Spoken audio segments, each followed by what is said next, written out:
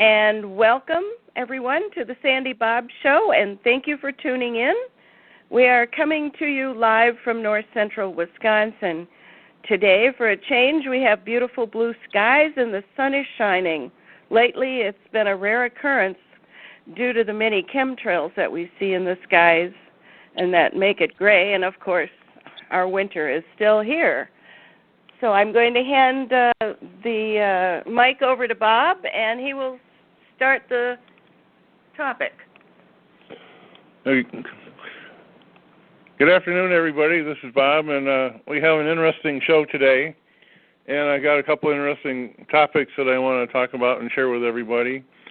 And the first topic I want to talk about is what happened on 9/11, 2011, to the World Trade Center and other things about that event.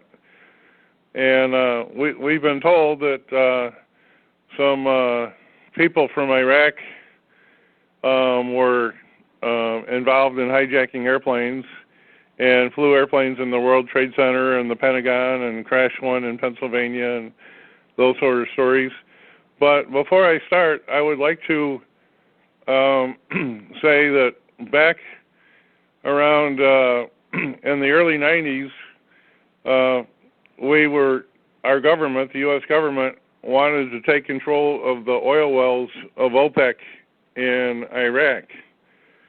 And in order to justify their going into Iraq, they came up with some sort of con artist story that there were weapons of mass destruction in Iraq, and Saddam Hussein, being the mad dictator he was going to exploit those weapons of mass destruction on the world and make the world an even more dangerous place than it already was.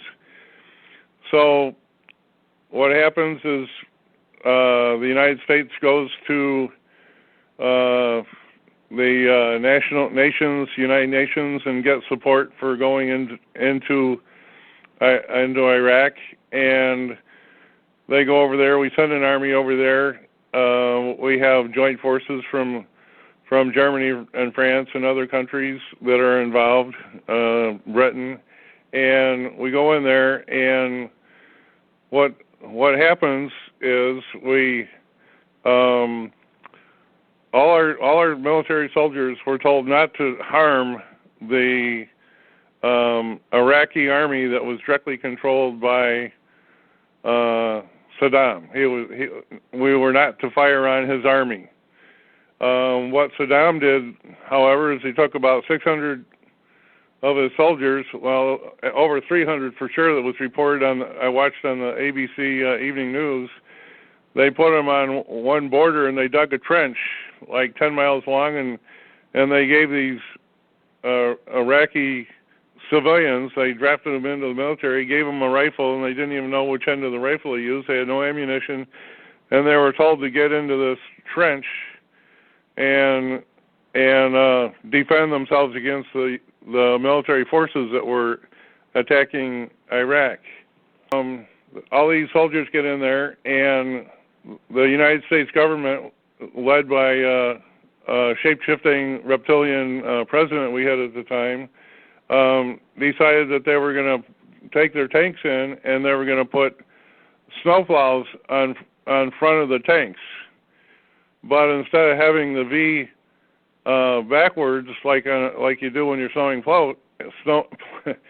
snow, they put the V's forward to fill in these trenches. And so what they did is they got these tanks, and these huge tanks, they lined up on these trenches and went down the whole length of the trench and buried over 300,000 Iraqi civilians, buried them alive in the sand. A few that were lucky saw the writing on the wall, and they jumped out of their trench and put their arms up to surrender and that sort of thing. But it was just a tragic murder by our government forces.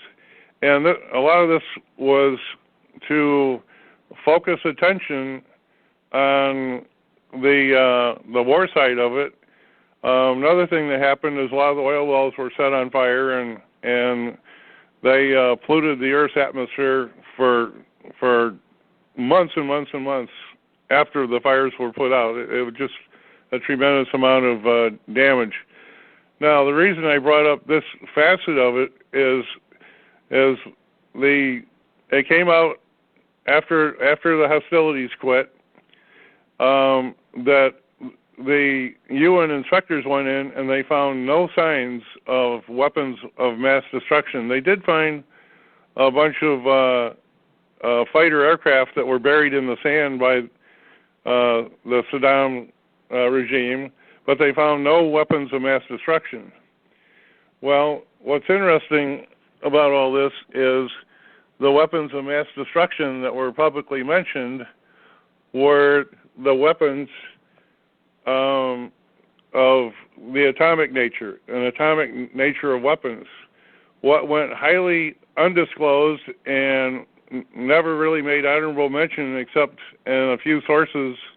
There were specials made about it. I think even 2020 and made a short special out of it, and a whole bunch of other individual online news groups made honorable mention of it. And what happened during the first day of the attack in Iraq, a group of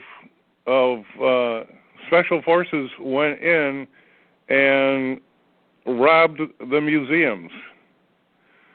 Now, what in the world, why would they be robbing the museums? What in the world happened in the museums? I mean, here you have all these ancient artifacts, you have statues of who knows what and all that sort of thing. And they went into the main museums, and actually it turns out that the Iraqi government had curators in the museum that had actually boxed up a whole bunch of this stuff and was waiting to be hauled away on trucks. And then there was a museum about 90 miles east of the palace out in the desert, which contained a whole bunch of other artifacts, which was systematically robbed. And no more honorable mention about that. So what were the weapons of mass destruction that the U.S. government and special forces were after? Well, it was made very clear that these weapons of mass destruction had nothing to do with nuclear bombs, atomic weapons of that nature. Okay, so here we have it. So that event's over, and then here we are years later in September of 2011, or correction, 2001, 9/11, 2001, and we have a number of aircraft that are hijacked by Iraqis that were trained how to fly these airplanes. They hijacked 3 airplanes. 2 airplanes were hijacked and flown into the World Trade Centers in New York City. Another aircraft, allegedly hijacked, was flown right into the side of the Pentagon, and then a fourth aircraft was crashed out in Pennsylvania. So what actually happened? Well, I just finished reading a book that kind of filled in the dots of what actually happened, and I would highly recommend anybody that wanted to see this for yourself. This book I just finished reading was what looks like a college textbook, weighs about 10 pounds, and the name of the book is Where Did the Towers Go? Evidence of directed free energy technology on 9/11. And the book was originally written in 2005 by Judy Wood, BSMS and PhD, professor of science and engineering, so she really knows what she's talking about. And the book I'm reading was an updated version that was printed in 2010, so it's 9 years old now. But anyway, when this lady, Judy Wood, went in and did an engineering analytical study, she found that what we are told in the press did not make sense. She found that the aircraft hitting the building and causing a fire had absolutely nothing to do with the buildings collapsed. When the World Trade Center buildings collapsed, they did a free fall collapse, and both buildings, from the time they started collapsing until they were totally collapsed, was less than 10 seconds. If the collapse of the buildings was done by a premeditated structural, where they put charges on each floor and detonate the charges like a controlled demolition, it would have taken over 90 seconds for each building to fall, because it takes over 1 second per floor, and the buildings were about 110 stories high. It would have taken over 90 seconds for the buildings to completely fall, and that did not happen. And so the question is, what really happened? I mean, how was this possible? And in her book, she describes how these structural steel concrete buildings with all the glass and everything was turned to dust. In less than 10 seconds, each of the buildings was completely turned to dust, and it was done with precision technology so that the buildings collapsed with doing minimal damage to the waterproof, what they call the bathtub, waterproof foundation that kept the Hudson River from flooding that part of New York. And it did minimal damage to any of the adjacent buildings that were not part of the World Trade Center buildings that were brought down that day. So it was surgical precision that the buildings were completely destroyed, and she says it had to be some sort of directed energy weapon that could have done that, because there was nothing in physics that is known that can take a massive building of steel and concrete and turn it to dust where it just blows away in the wind. Just not possible. Well, anyway, what's interesting is you would think that any kind of weapon or whatever it was they used to bring down the World Trade Center buildings had to use a whole bunch of energy. Now, I know a lot of the listeners listening to this are familiar with the directed energy weapons that were used out in California during the California fires, where military aircraft flew over and they shot out what looked like a laser beam and turned some houses into dust where there was nothing left except a little bit of dust on the foundation. The walls were disintegrated, the toilet seats, everything was just completely vaporized, and we're familiar with that. And that was done. We know that was done by aircraft, and aircraft have a little bit of power. However, the amount of power that was used in the World Trade Centers was so massive that it probably could not have been done by aircraft. It probably could not have done by satellite. I suppose if there was a cloaked flying saucer, maybe 20 miles in diameter, that was cloaked above New York City that day, and shot a beam down, a directed energy weapon, that might have had enough technology and energy to pulverize and turn all that concrete and steel into dust. However, there was something that took place during 9/11 that made no honorable mention, and that was this. There was a hurricane that was formed down in the Caribbean, and HAARP, now Dr. Wood does not mention HAARP technology at all, but we're familiar with HAARP technology. HAARP technology is a technology used by a number of countries on the planet to control weather. And it turns out that there was a hurricane that was created out of a tropical storm, and guided directly from the southeast United States. It was directed right at New York City, and they parked it about 500 miles off the east coast of New York City, right as the 9/11 event took place. There was no honorable mention. It was seen, all the weather forecasters, when they reported the weather that morning, nobody even mentioned it. It was not shown on any of the weather maps, even though the leading edge, some of the higher clouds in front of this Hurricane Aaron were over New York City. There was no honorable mention except for Fox News that said there is a hurricane out there, but it will have no effect on the people in New York, as though they knew exactly what was going to happen.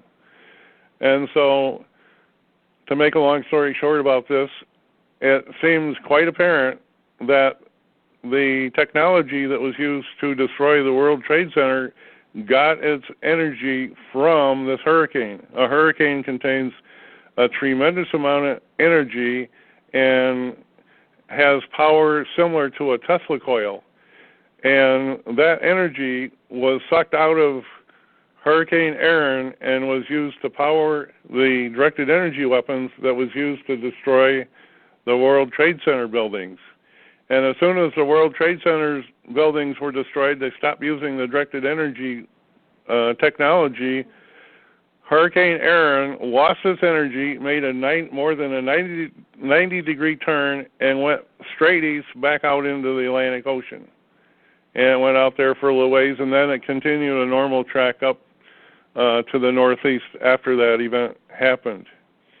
Now, what's interesting, the energy that was used during this process of destroying the World Trade Centers was so powerful that it actually disrupted the Earth's magnetic field, and that was picked up by magnetometers located in Alaska to track the magnetic North Pole, and that registered on all their equipment that there was a huge anomaly during the time that these energy weapons were used on the World Trade Center. So you have all this going on. So that's just a slightly different viewpoint, and for anybody that thinks that a couple people from Iraq could go over there, hijack a couple airplanes, and cause all that damage, cause the hurricane to track up the East Coast where they use the energy, change the magnetic field of the Earth, and all these things, all during the same event, it just doesn't make sense. Now, what's interesting about the World Trade Center, lie number one was when they said airliners full of passengers flew into the buildings. It is now known after the fact, for anybody that hasn't looked into it, the two airplanes that flew into the World Trade Center are still on active duty by the airlines. They are still flying with no damage. It's tracked by mechanics that do the work on the aircraft. So those aircraft are still flying. So what was it that flew into the World Trade Center? Well, at first I even thought that what flew into the World Trade Center might have been one of the aircraft, one of those military-type aircraft that they use for chemtrail spraying, but now I know that could not have been possible. So what most likely flew into the World Trade Center buildings was something on the order of a cruise missile, and there was a hologram that was projected around the cruise missiles to look like an aircraft flying into the buildings. Well, how do we know it was a hologram? Well, before the press got in and was able to get it out of the system, anybody that watched it, if you remember, they showed the second airplane flying into the World Trade Center, and you saw it slicing into the airplane, and then you saw the right wing come out the side of the building on the far side. Well, the problem was they didn't turn off the holographic projector in time, and they showed this perfect wing coming out the right side of the building as though it would just slow down. It is impossible for an airplane wing to go through several hundred feet of steel and concrete beams and come out the far side untouched without even making damage in the wall on the outside. That is literally impossible, so it had to be a hologram.